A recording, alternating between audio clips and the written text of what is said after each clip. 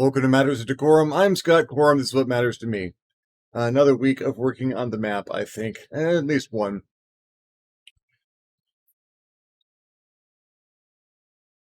You may notice some. I'm not sure if my camera's going to catch all of the chaos over here.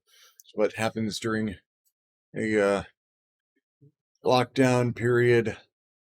I get a little crazy. Stuff starts to get a little chaotic. And that's fine. Chaos is a wonderful breeding ground for inspiration within limits. Let's get straight to the map, shall we? And boom.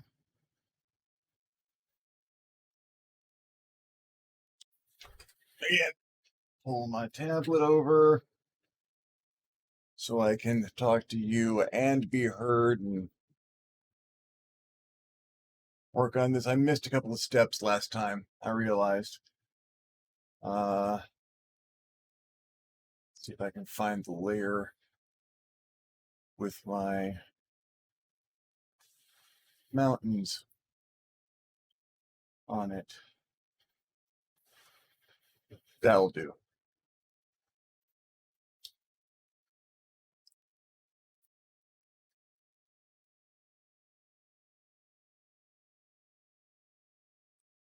One of the problems I had doing this particular project for this particular channel is that I move my tools around a lot. They get lost. So there we go. There's the tools I know, love, and need. Let's grab our ray for our polar explorations. Now let's have a look up a little bit closer to our north. Over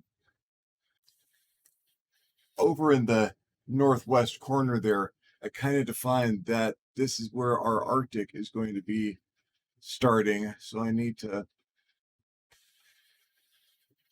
deal out some extra craggy, rocky, snowy land. And I'm going to do any fancy selecting and throw a filter in there. No, I'm just going to paint it. I am just going to paint some of this land here rocky and craggy and unpleasant, because once we get past a certain latitude, it's going to get rocky and craggy and unpleasant in general. Could I be using a bigger brush? Sure, absolutely I could. Bite me. I'm using this brush right now. We go back and add some snow coming from the far north down.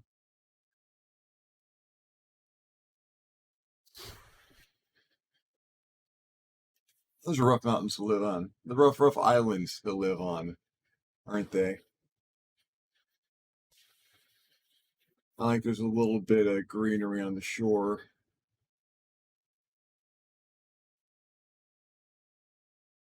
At every point, at absolutely every point in this process, we're building story. We're building the potential for things to happen in places with stuff. That river makes a really nice natural barrier to the rocky cragginess there. Yeah, a little bit. Oh yeah, like that. This place is going to be blasted.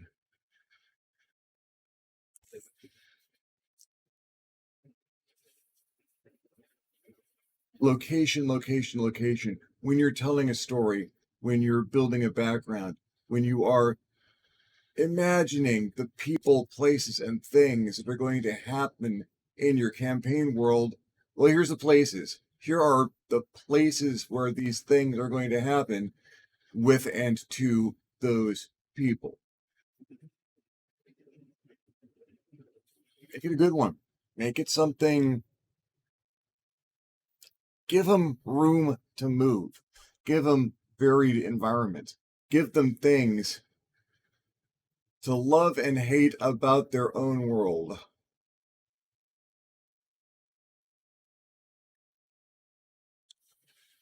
Think about your world. Think about the earth and locations here. Any place you feel like going?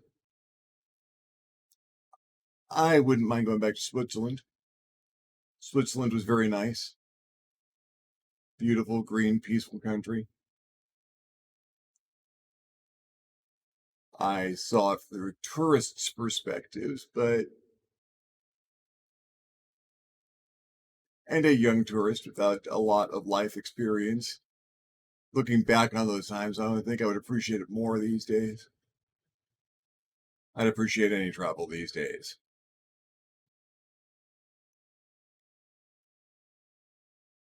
More here.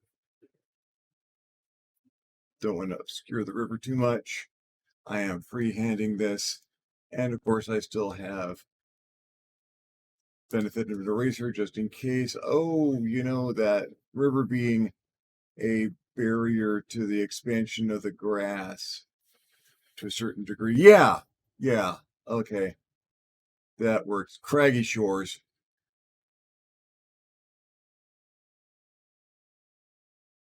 You would not want to land a boat there. This whole sea up here, this giant lake or this sea, whatever this turns out to be, terrible, terrible place to have to commute or swim or anything like that. Yeah, I'm digging that.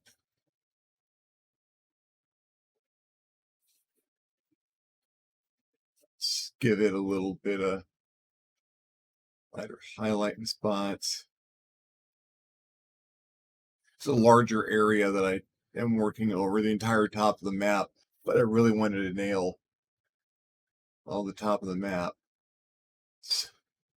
Smooth it and give it some extra crag. Stuff fits, yeah. I don't mind bouncing back and forth between a couple of tools. It's getting me a good result. Touch that a little bit. Benefit of doing this on another layer is that I can just smudge the crap out of that, not risk the integrity of the layer below it. Yeah, and get kind of a sense of geology.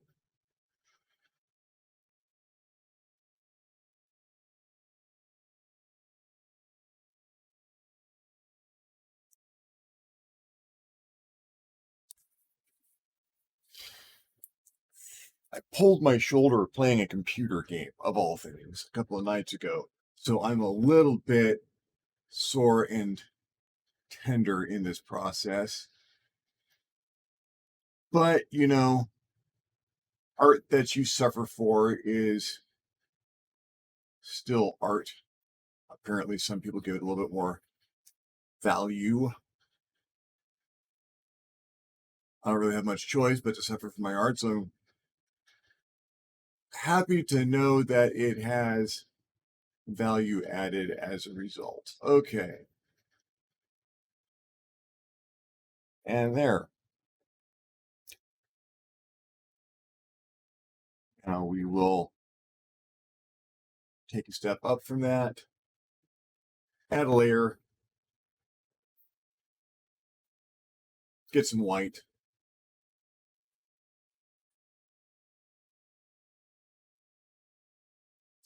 Find snow lines. I need to go back and define some snow lines in some of the mountains I worked on earlier too.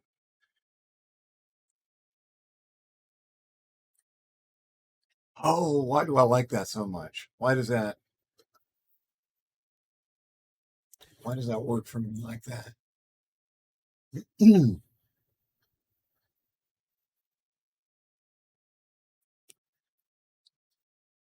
Now, you see, that island just became fascinating to me.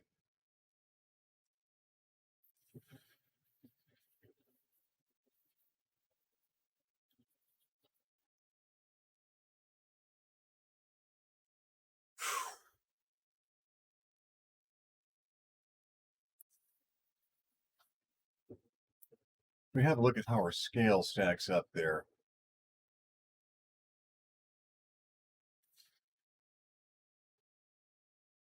That island's roughly 100 miles across, maybe a little bit less. Maybe not quite that far north to south.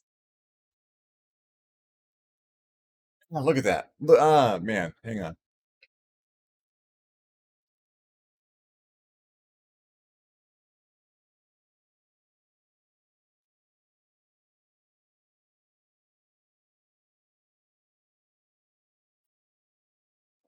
See, there we go.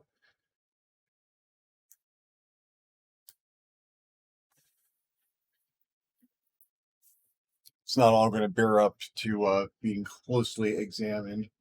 Let's do a little tidying there.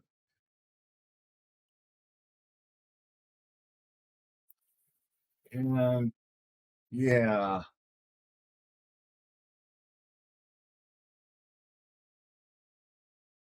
yeah.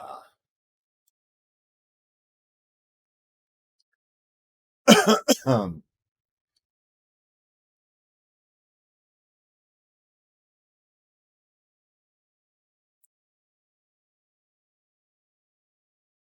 couple of adjustments. This isn't something that's going to happen every place on the map.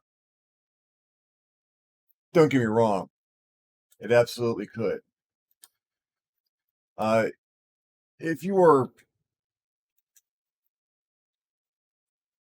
doing something for professional release, if you were doing something that wasn't just a hobbyist's look at your world, if you weren't just roughing it out, if you wanted to go back and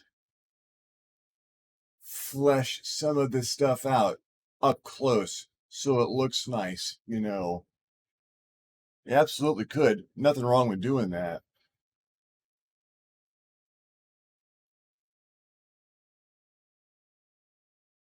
I mean, it's 100 miles across.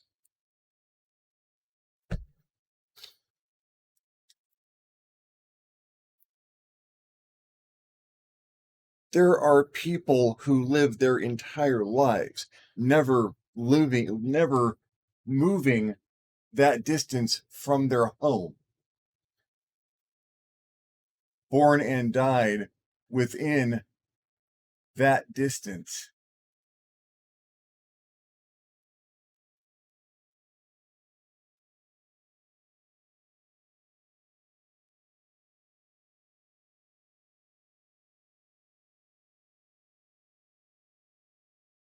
So, what's my point? What kind of adventures can you have in that kind of space? You can have an entire campaign. This island could be an entire campaign. Uh, this could be anything from where your bad guy comes from, where they are headquartered. This could be the last fight of your climactic 0 to 20 campaign. This island right here.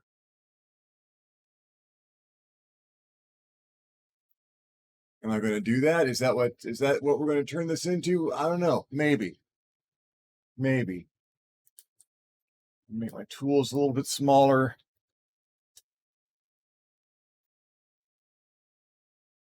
Give me a little bit more precision working in an area this size.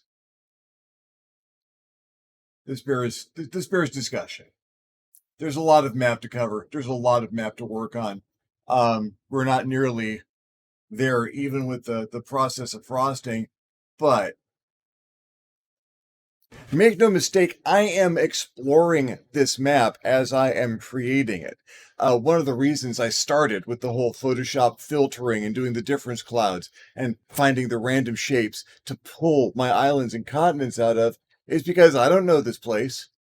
I didn't want to know this place. I didn't want to know anything about it before I started filling it in.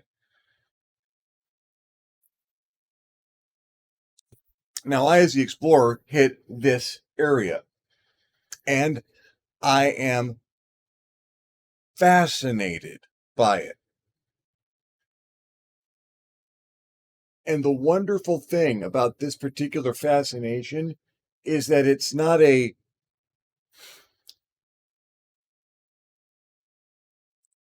passive fascination. I don't just wander this land and try and see what is already there, because its emergent tendencies are in here. Um,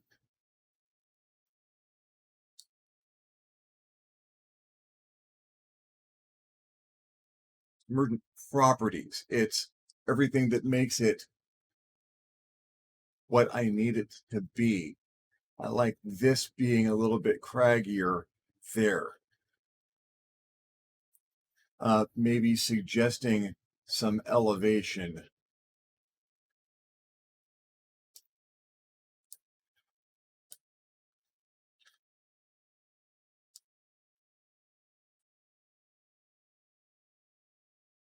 With a couple of contours.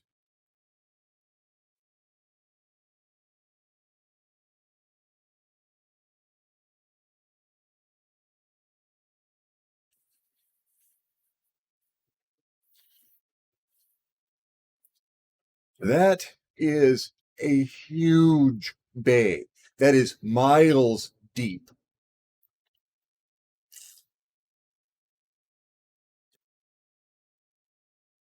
It is a little bit of closure on the coast away from being an inland sea.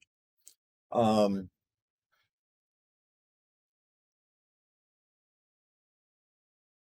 you could build a navy in that bay. If that northern rocky, uh, you know what? Let's make some.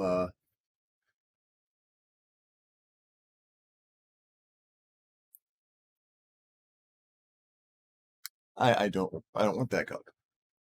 Nobody asked for this. I asked for red. I'd appreciate it if you would give me the red I asked for. Thank you. That would be a great place to put just this huge fortress tower loaded with cannons, or with a school of battle wizards just ready to rain down hell on someone trying to come into that bay uninvited.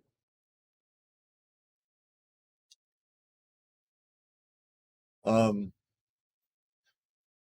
so you've got the rocky defense crag. You've got all that green area for growing crops to support a uh, a fleet. I could put a forest or two in this. Hell with it. I happen to be here at the moment. Let's, and I haven't decided how I'm going to depict forests yet. So let's figure out how I'm going to depict forests. That's on its own layer. Let's put a forest between the river and the bay. I like some forest green for this.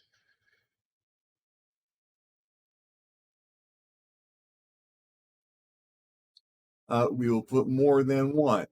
We will make it a decently forested island. It is too far north for jungle. Uh, Although the concept of an island that can host both frosty peaks and a jungle. I live in California.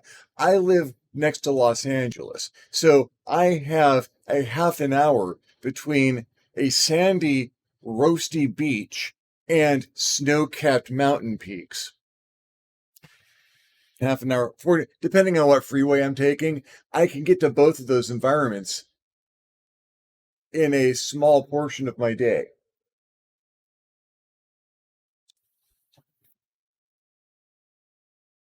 So that kind of thing can happen.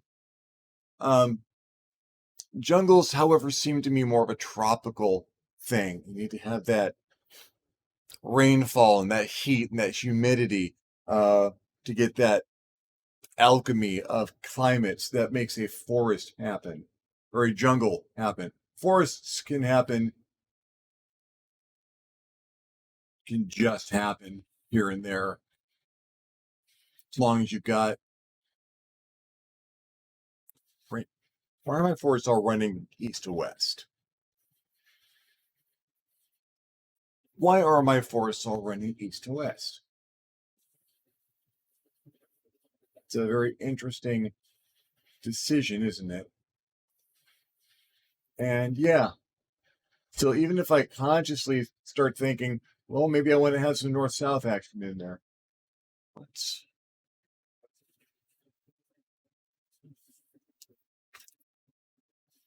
put a stroke effect on this layer. And I want to have that be a much smaller stroke, like that.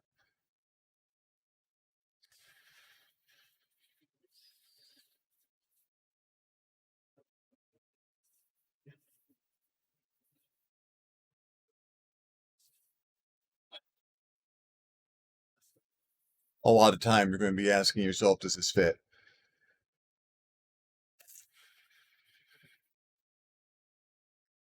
Does this follow the rules? Can I have something that looks like this? And yes, I absolutely can. I just maybe have a little more sand on the beaches, but not necessarily.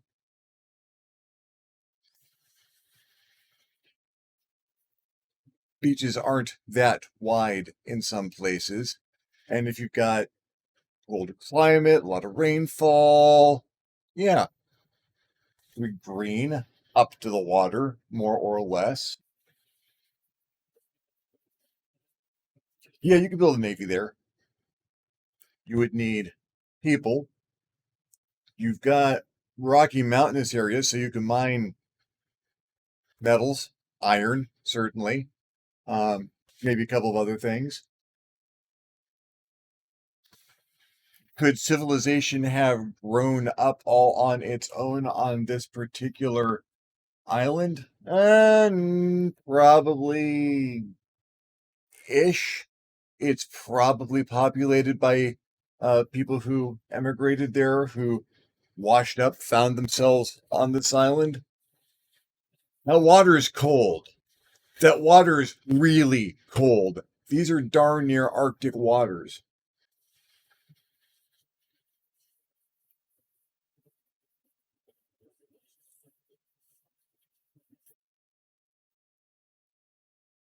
I like dwarves in an environment like this when I'm talking about a fantasy world. Hardy, hail. I think of dwarves, I think of temperature resistance. I think of them having a tolerance for heat and cold.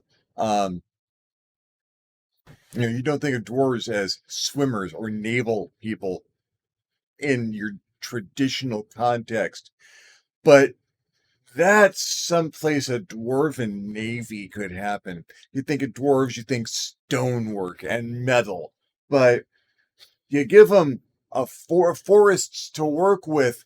Dwarves will work in wood.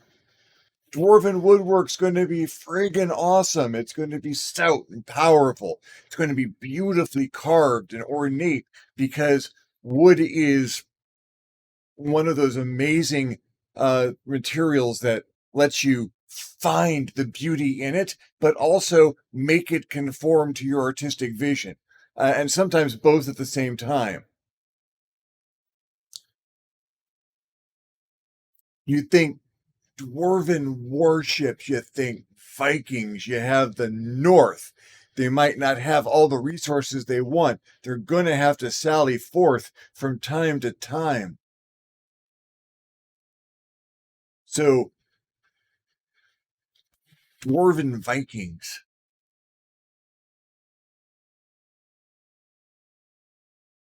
no horns on their helmets. That was historically inaccurate anyway. Axe wielders.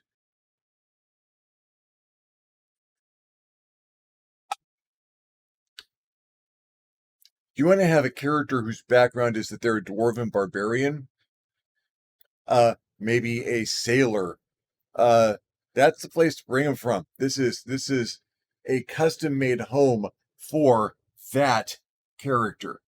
Um,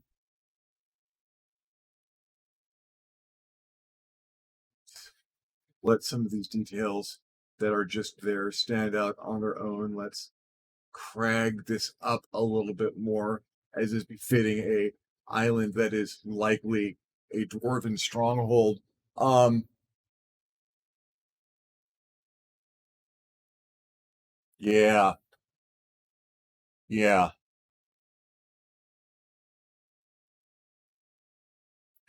Something I haven't gotten to yet, but I'm going to get to. I'm going to get to it now. Uh, I need a color that's going to stand out on this map. I'm going to go with my bright red. This can change. This absolutely can change. I'm going to need a circle right there. We're going to give that circle an outline. Say,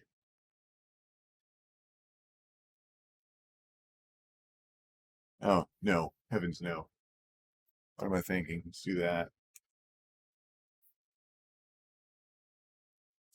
And let's move it a little bit.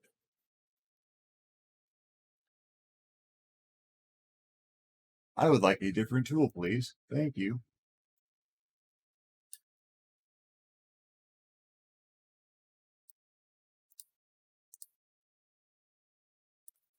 Before we've gotten very far on the map, we placed our first city. I don't know its name yet. I know who lives there.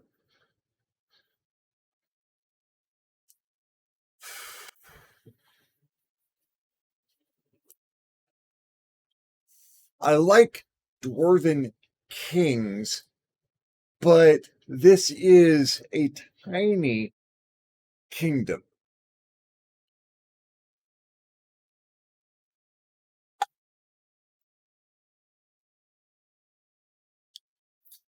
Let's get some context. More context than that. There.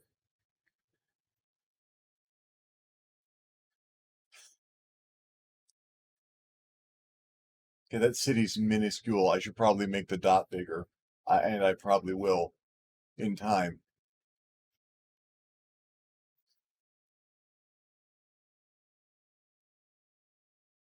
I don't think I'm going to make the areas around it as nearly well forested as it is.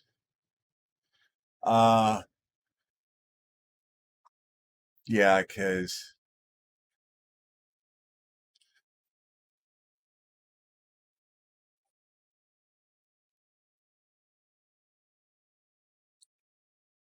there's our island right up there.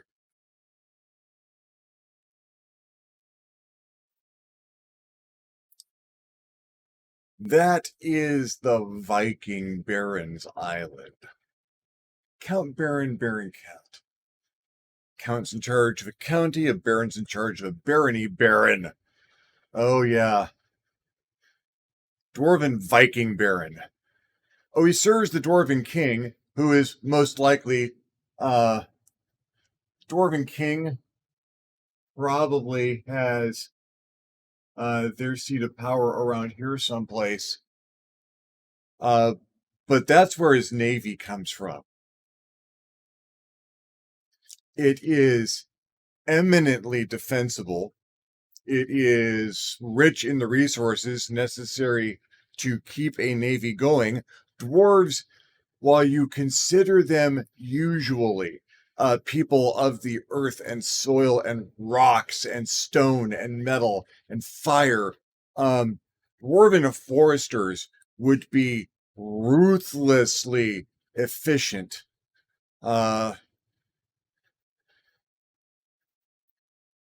So they would maintain their stock of the woods necessary to keep the ships flowing.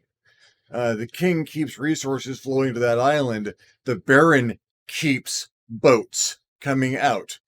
These dwarven ships that are the fear of everyone on that side of the world. This western conglomeration of lands is under the thumb of that king because it's mostly coastline. He can rain down fire from the ocean using his.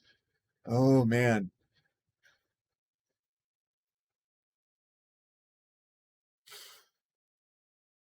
I haven't filled much of this map in. I haven't filled much of this map in at all. But this is what drawing a map does for my brain. I have run a few too many campaigns with evil dwarven kings. Um, that's the Tolkien in me. That's the kings often. I've named a couple of them. I've actually just named them King Dragon Greed, uh, because that's a defining trait in certain lines of Tolkien's dwarven royalty. Um, I get the consumed by the lust for the gold and the wealth that they can craft.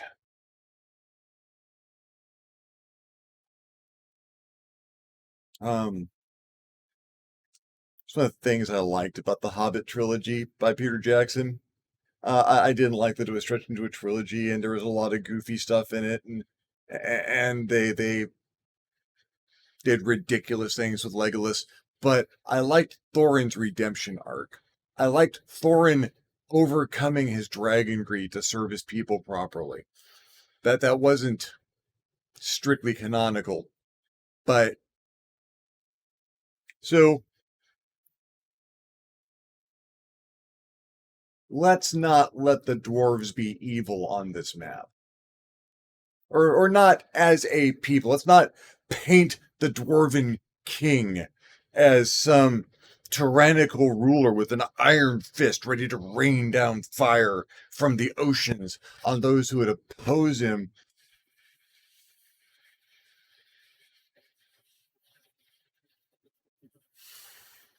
Instead, let's paint him as a law and order king, shall we?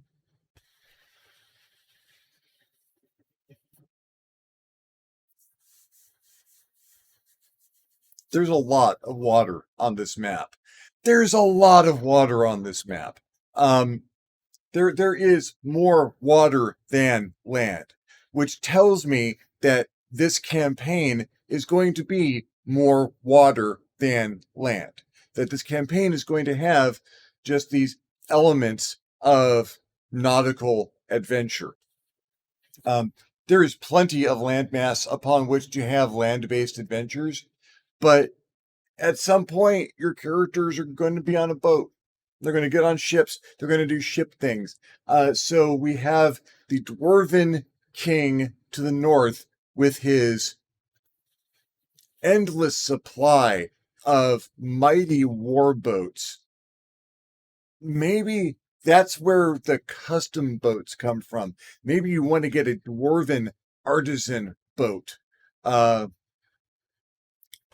there's that lake in the center of the island, which is, again, a mile or so across. It's big, with the river running straight down to the ocean there. Um, the bay is where the navy is made, but what if the lake hosts a couple of some ancient, skilled, masterful shipwrights? If you can get the money together and you can go and find one who's between projects, you can get your own ship commissioned. Late game goal. Oh, you can get a ship from someone. You can take a ship in combat. If someone attacks you with their ship, you can take that. And I'm sure it'll be fine. It's a perfectly good ship. You can make a living with this. You can fight with it. It's no dwarven masterpiece. It's no masterwork wharf ship.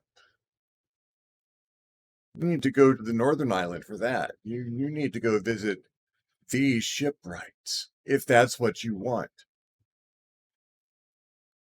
Because there is so much water. Your environment defines your opposition. You're in the mountains, there's banditry and wild animals and tribes of demi-humans um, taking advantage of travelers and people using the mountain passes. The mountain itself becomes an enemy. Rock slides and difficult to climb areas, and there is some adventure right there. The ocean is an enemy. The ocean is in and of itself, it's your friend. You can travel on it. The ocean can feed you. It can feed you fish. It can feed you kelp. There's all kinds of edibles and riches, and you can live off the ocean. You can die in the ocean because underneath the waves, you can't breathe. It's one of those hostile environments you can get to rapidly while you're on a planetary surface. Under the water, 3 weeks without food, 3 days without water, 3 minutes without air. And that's your big problem underwater. Uh, and that's if you just talking about the water as a still surface, waves and crashing and storms, water spouts, and then the things that live in the water, the things that don't have to worry about drowning, sea monsters, the dragon turtles and Sahagwin, sharks. We don't even have to go to the fantasy world to come up with stuff you don't want to encounter in the water. Some of the most deadly life on the planet is in the ocean. And this is in modern day. Prehistoric times, it was vastly worse, but even now, sharks, jellyfish, Portuguese man of war. There are venomous starfish and any number of animals that are there just designed to kill things.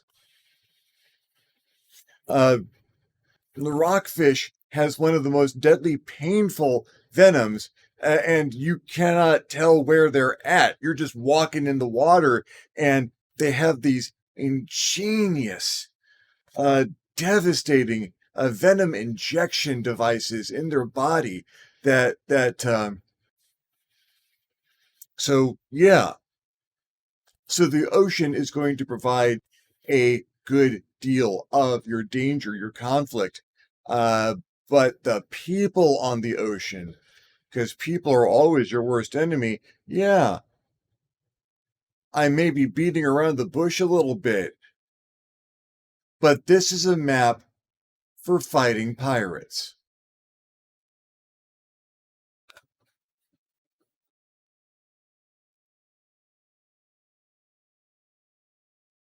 No one, not our dwarven nation to the north, none of the nations that are going to be lined up along our western side here, none of this. I mean, all of those folks are going to be mounting some kind of naval force. They're going to have some kind of ocean presence because if they don't have an ocean presence, they're going to die. You have to be able to take advantage of that much ocean, or you're going to fall to countries that can take advantage of and exploit the oceanic resources. But none of them are going to be able to mount a sufficient force to remove the threat of piracy. Um, and I'm talking your buccaneers. I'm talking about your hale and hardy, army hardy, uh, cut your legs off and throw you in the water to see how long you last kind of folk.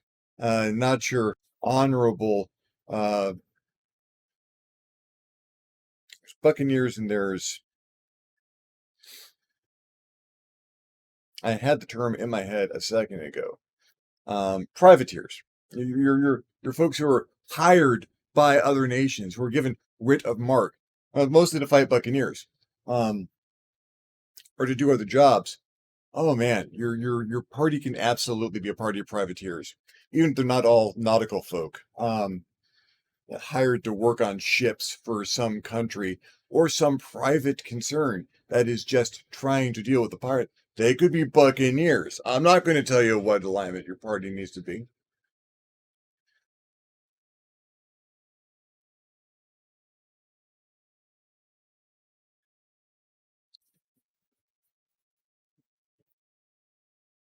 We didn't fill in a lot of the map. We filled in a couple of features. We hyper focused on a spot. And the map didn't get that much richer, but our campaign did.